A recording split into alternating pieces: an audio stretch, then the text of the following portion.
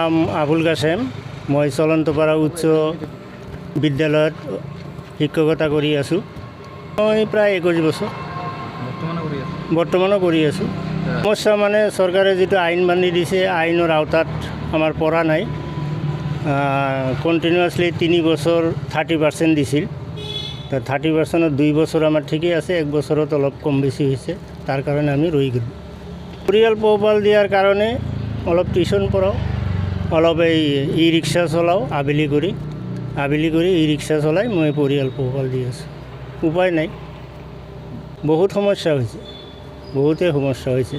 আজি শিক্ষক দিৱসৰ দিনা আমাৰ বুকুখন কঁপি উঠে, চকুৰে চকুলো ওলায়। কাৰণ আজি পবিত্ৰ শিক্ষক দিৱসৰ দিনা অইন স্কুলত বা বিদ্যালয়ত যেনেকুৱা উদযাপন কৰে, আমি সেনেদৰে কৰিব নোৱাৰোঁ। তাৰ কাৰণে মনত অলপ আঘাত লাগে। তথাপি আমি অলপ কৰি হ'লেও আমি শিক্ষক দিৱস উদযাপন কৰোঁ ছোৱালীকেইটাক লৈ। বহু ধৰণৰ আঁচনি, নিযুত মইনা আঁচনি, আপোনাৰ অৰুণোদয় আঁচনি, বিভিন্ন ধৰণৰ আঁচনি দি থকা দেখা পাইছোঁ আমি।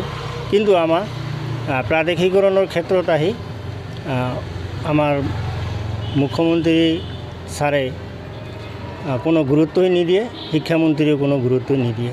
ল'ৰা ছোৱালী 2জন, এজনী ছোৱালী গুৱাহাটী GMCHত BSc নাৰ্ছিং কৰি আছে আৰু আনজন হায়াৰ ছেকেণ্ডেৰী ফাৰ্ষ্ট ইয়াৰ পঢ়ি আছে, এইবাৰ মেট্ৰিক পাছ কৰিছে। 4জনীয়া পৰিয়াল।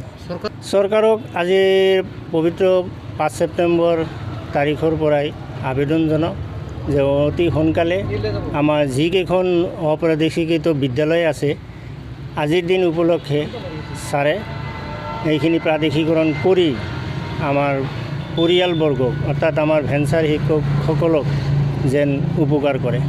সেয়ে